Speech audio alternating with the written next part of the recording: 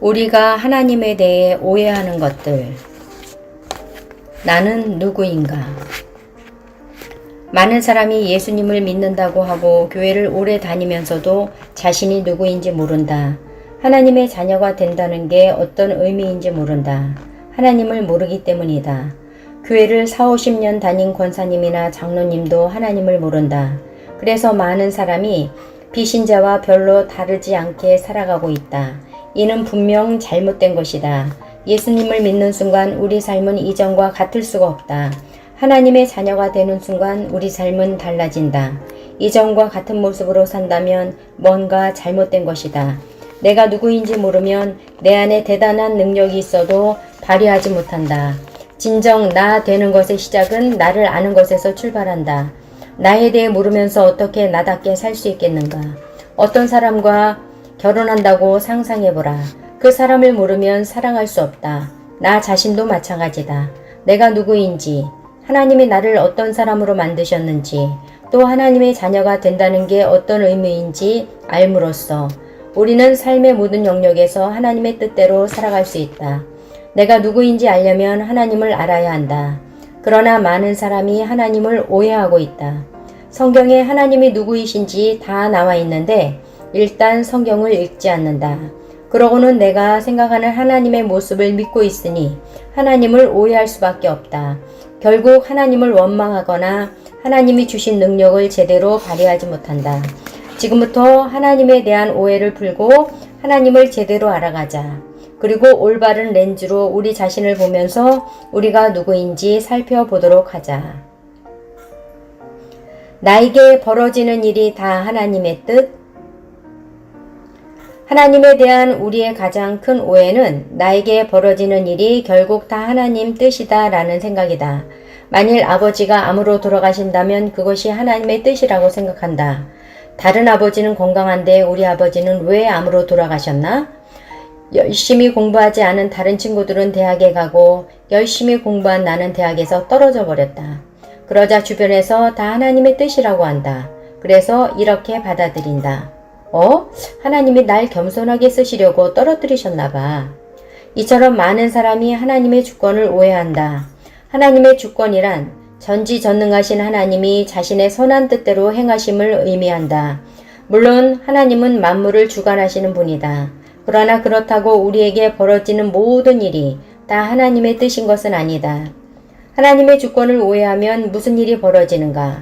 내 잘못으로 겪는 어려움, 심지어 내가 지은 죄까지도 하나님이 허락하신 것이라고 착각하게 된다. 그래서 우리는 하나님의 주권에 대해 정확하게 이해해야 한다.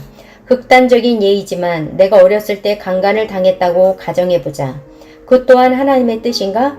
하나님의 주권을 오해하면 끝도 없이 그렇게 된다.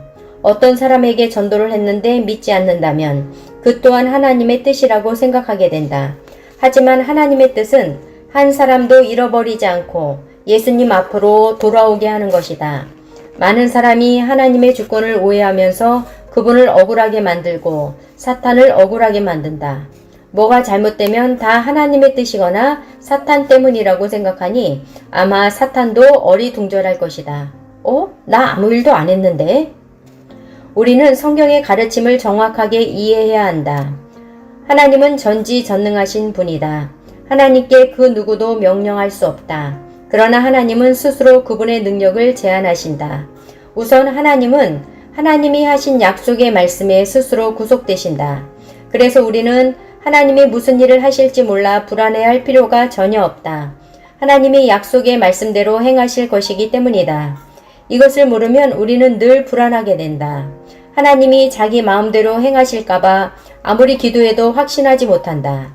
이처럼 하나님의 주권을 오해하면 확신이 없다. 그러나 성경은 하나님의 주권에 대해 확실히 설명한다. 내가 주의 성전을 향하여 예배하며 주의 인자하심과 성실하심으로 말미암아 주의 이름에 감사하오리니 이는 주께서 주의 말씀을 모든 주의 이름보다 높게 하셨음이라. 시편 138편 2절. 무슨 말인가? 주의 모든 이름보다 주의 말씀을 스스로 높게 하셨다는 것이다. 이는 스스로 그 말씀에 구속되셨다는 뜻이다. 너희가 온 마음으로 나를 구하면 나를 찾을 것이요 나를 만나리라. 예레미야 29장 13절. 어떤 사람이 하나님을 찾는다. 하나님이 그를 살펴보신다. 얘의 20년 삶을 보니 영 글렀네. 얘는 만나주지 말아야겠다. 하나님께는 이런 능력이 있지만 그러지 않으신다. 스스로 약속의 말씀에 구속되셨기 때문이다. 내 언약을 깨뜨리지 아니하고 내 입술에서 낸 것은 변하지 아니하리로다. 시편 89편 34절. 하나님은 그분 입술에서 낸 것은 결코 변하지 않을 것이라고 약속하셨다. 그러므로 당신은 그것을 믿고 나아가면 된다. 그를 향하여 우리가 가진 바 담대함이 이것이니 그의 뜻대로 무엇을 구하면 들으심이라. 우리가 무엇이든지 구하는 바를 들으시는 줄을 안즉 우리가 그에게 구한 것을 얻은 줄을 또한 아느니라. 요한 1서 5장 14, 15절. 하나님의 주권을 오해하면 평생 구해도 얻을 것을 알 수가 없다. 그러나 하나님의 주권을 이해하면 얻었음을 다 믿을 수 있다. 하나님은 우리가 구하면 받은 줄로 믿으라고 말씀하셨다. 구하면 주신다고 했다. 이 주권을 이해하면 확신 가운데 담대함을 가질 수 있다. 그러므로 내가 너희에게 말하노니 무엇이든지 기도하고 구하는 것은 받은 줄로 믿으라. 그리하면 너희에게 그대로 되리라. 마가복음 11장 24절. 우리가 기도하고 받은 줄로 확신할 수 있는 이유는 하나님이 약속의 말씀에 구속되시기 때문이다. 하나님이 주신 자유의지에 대한 오해. 하나님에 대한 우리의 두 번째 오해는 하나님이 우리에게 자유의지를 주셨다는 것과 관련이 있다. 우리에게 자유의지가 있음을 모르는 사람은 없다. 하나님이 우리를 로봇으로 만들지 않으셨다는 소리를 많이 들어봤을 것이다. 하나님은 인격적인 분이시고 우리의 자유의지를 존중하시는 분이다. 그 자유의지 내에서 하나님은 그분의 능력을 스스로 제한하신다. 그런데 우리가 자유의지를 오해하게 되면 다 하나님 탓으로 돌리게 된다. 창세기에서 하나님은 선악과를 먹지 말라고 하셨다. 여호와 하나님이 그 사람을 이끌어 에덴 동산에 두어 그것을 경작하며 지키게 하시고 선악을 알게 하는 나무의 열매는 먹지 말라. 내가 먹는 날에는 반드시 죽으리라 하시니라. 창세기 2장 15, 17절. 그런데 뱀이 여자를 찾아와 이렇게 말했다. 너희가 결코 죽지 아니하리라. 너희가 그것을 먹는 날에는 너희 눈이 밝아져 하나님과 같이 되어 선악을 알 줄 하나님이 아심이니라. 창세기 3장 4, 5절. 하나님은 분명히 말씀하셨다. 먹으면 반드시 죽으리라. 그러나 뱀은 이렇게 말했다. 너희가 결코 죽지 아니하리라. 만약 자유의지 내에서 하나님이 그분의 능력을 제한하지 않으셨다면 하와가 죄에 빠진 것은 하나님 탓이 된다. 이렇게 생각하기 시작하면 잘못된 신앙으로 빠지는 것이다. 그러나 하나님은 우리에게 자유의지를 주셨고 우리를 인격적으로 존중하신다. 그래서 스스로 그분의 능력을 제한하셨다. 여자가 그 나무를 본즉 먹음직도 하고 보암직도 하고 지혜롭게 할 만큼 탐스럽기도 한 나무인지라. 창세기 3장 6절. 인간은 자기 스스로 유혹에 빠졌다. 그래서 자기 의지로 선악과를 먹었다. 여자가 그 열매를 따먹고 자기와 함께 있는 남편에게도 주매 그도 먹은지라. 창세기 3장 6절. 사업을 할 때마다 실패하는 교회 친구가 있었다. 내 눈에는 그 친구가 사업에 실패하는 이유가 보였다. 본인의 잘못 때문이었다. 그러나 그 친구는 자꾸 하나님이 시련을 통해 자신을 성숙하게 하신다고 말했다. 하나님은 당신을 성숙하게 하려고 시련을 주는 잔인하신 분이 아니다. 하나님은 인격적이신 분이다. 하나님은 당신이 성공하길 원하셔서 당신에게 능력을 주고 기다리신다. 그러나 당신이 자유의지를 잘못 사용해서 그것을 놓치고 있을 뿐이다. 이런 경우가 굉장히 많다. 이 사실을 깨달으면 고칠 수 있다. 새로 시작할 수 있다. 그러나 비극은 우리가 자유의지로 행동한 결과를 모두 하나님 탓으로 돌리는 데 있다. 전지전능하신 하나님이 날 도와주시려면 벌써 도와주셨겠지. 그렇지 않다. 당신이 자유의지를 발휘하는 이내에서 하나님은 그분의 능력을 스스로 제한하신다. 그래서 하나님은 하와가 선악과를 따먹도록 내버려 두셨다. 하와를 사랑하지 않아서가 아니다. 전지전능하신 하나님이 왜 에덴 동산을 만들어 선악과를 두셨겠는가? 죄를 지어서 나갈 것을 알고도 만드신 이유는 무엇이겠는가? 자유의지 내에서는 스스로 능력을 제한하신다는 것이다. 하나님이 우리를 로봇으로 만들지 않으신 것은 인격적으로 대하고 싶었기 때문이다. 그래서 하나님은 우리에게 자유의지를 주셨다. 자유의지가 얼마나 소중한지 알겠는가? 그러나 우리가 자유의지를 잘못 사용한 결과는 무섭다. 그 모든 결과가 우리에게 돌아오기 때문이다. 만약 당신이 남자를 사귄다고 해보자. 누군가를 만나고 헤어지고 다른 누군가를 다시 만난다. 지금까지 5명과 사귀어봤다. 그런데 모두 나쁜 남자다. 그러면 하나님을 향해 왜 내가 그 사람과 사귀는 것을 막지 않았느냐고 원망한다. 하나님은 우리가 자유의지를 발휘하는 한 우리를 막지 않으신다. 그래서 우리는 성령님의 음성을 듣고 그 음성에 순종하여 자유의지를 쓰는 것이 중요하다. 하나님은 선악과를 먹으면 분명히 죽으리라고 말씀하셨다.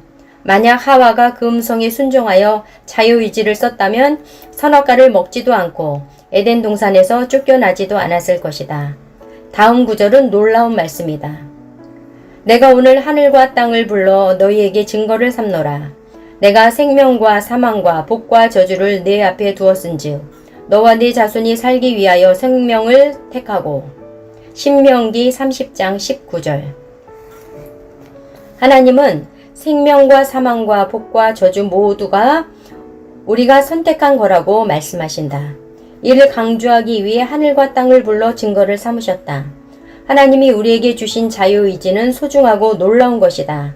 그러나 당신이 오해하지 말아야 할 것은 그 자유의지를 쓴 결과는 하나님 탓이 아니라 당신 책임이라는 사실이다. 당신이 지금까지 살면서 자유의지를 어떻게 써왔는지 생각해보라. 선악과를 따먹으면 죽으리라는 하나님의 음성을 명확히 잘 듣고 자유의지를 쓰는 당신이 되기를 주님의 이름으로 축복한다. 다음 말씀을 보라. 하나님이 그들에게 복을 주시며 하나님이 그들에게 이르시되 생육하고 번성하여 땅에 충만하라. 땅을 전복하라.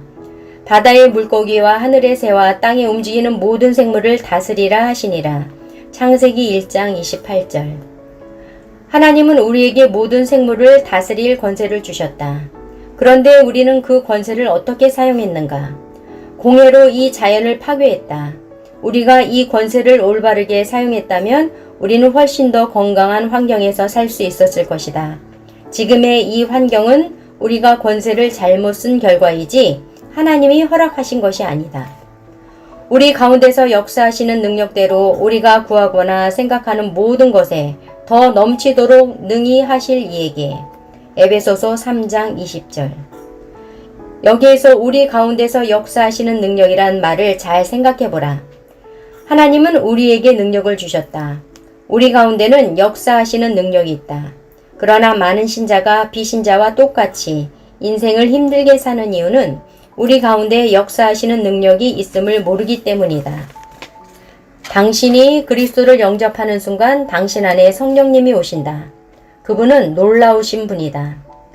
성령님은 죽은 예수 그리스도를 살아나게 하신 분이다. 그분이 우리 안에 있다. 그러면 그분의 능력이 우리 안에 나타날 때 우리의 삶이 어떻겠는가? 평범할까? 아니면 놀라울까?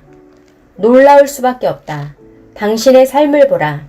아무리 들여다봐도 남과 별로 차이가 없고 그저 평범하다면 당신은 뭔가 크게 잘못되었음을 깨닫고 말씀으로 새롭게 변화되어야 한다.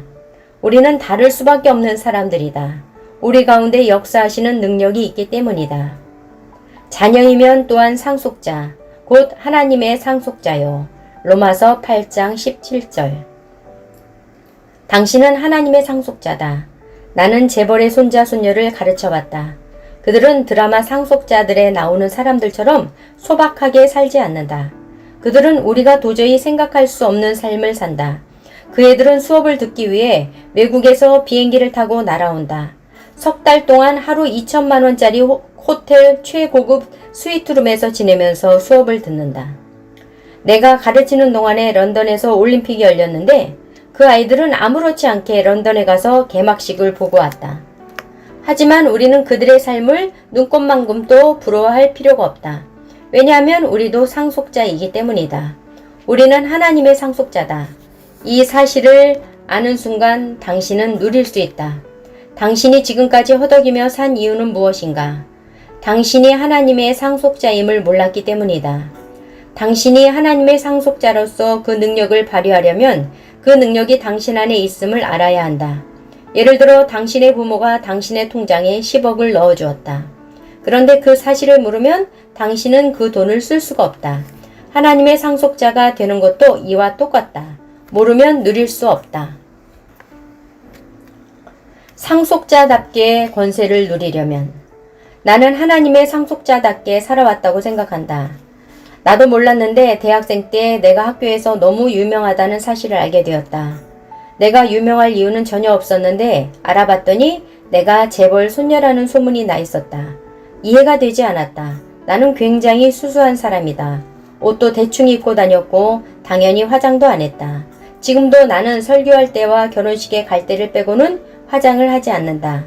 내 모습은 굉장히 평범한데도 그런 소문이 났다는 것이 신기해서 친구들에게 왜 그런 소문이 났는지 물어봤다. 친구들은 내 뒤에 항상 큰 백이 있는 것 같은 포스가 난다고 했다. 그 이유를 궁금해하다가 할아버지가 재벌인 것 같다고 결론을 내렸단다. 그게 입소문을 타고 다른 과까지 소문이 났다. 나는 인문대생이었는데 법대 도서관에 공부하러 갔더니 사람들이 수군거렸다. 재벌의 손녀 드디어 법대 도서관에 뜨다가 된 것이다. 나는 사실대로 설명해 주었다. 할아버지가 재벌이 아니라 내가 하나님 딸이기 때문에 세상 무엇보다 더 큰 백을 갖게 되었다고. 그래서 내가 대단하게 느껴지는 것이라고 말해 주었다. 당신이 하나님의 상속자임을 깨달아야 한다. 엄마가 넣어준 통장에 돈을 꺼내 쓰든 상속자로서의 권리를 꺼내 써야 한다. 하나님의 자녀임에도 당신이 힘든 이유는 뭘까? 텔레비전이 어떻게 우리에게 화면을 내보내는지를 가지고 설명을 해보겠다. 우리가 일정 비용을 지불하면 방송국에서 시그널을 보내준다. 단순히 시그널을 받는다고 화면이 나오는 게 아니다. 셋톱박스를 설치하고 리모컨으로 전원을 눌러줘야 나온다. 당신이 힘든 이유는 시그널을 받을 준비를 안 했기 때문이다. 채널은 늘 열려있다. 주님의 시그널은 이미 송출되었다. 그러나 당신은 텔레비전을 콘센트에 연결하지 않았다. 셋톱박스를 설치하지 않았다. 모든 준비를 갖춘 후 전원을 켜면 드디어 누릴 수 있다. 당신이 하나님의 상속자라는 사실은 얼마나 놀라운 일인가.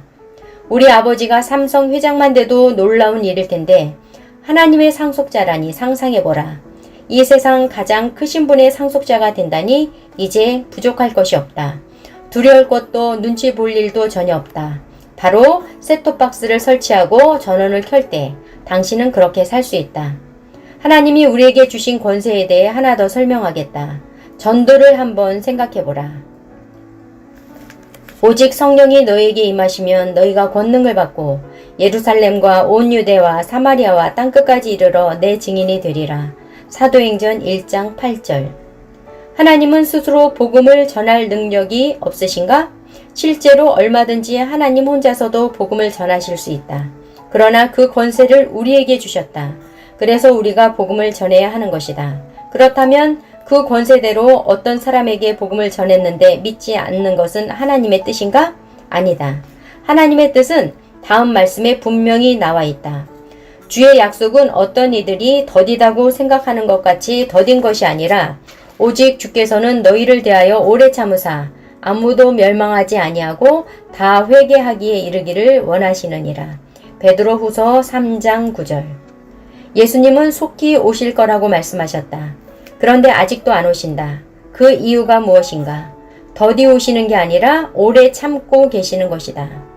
주님은 믿지 않는 자들이 그분께로 돌아오기를 기다리고 계신다. 하나님은 복음 전하는 권세를 우리에게 주셨다.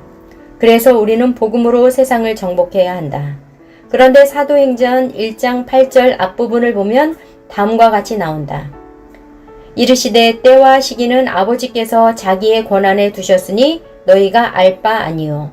사도행전 1장 7절. 하나님이 우리에게 복음 전하는 권세를 주셨지만 주지 않으신 권세도 있다. 그것은 바로 때와 시기를 아는 것이다.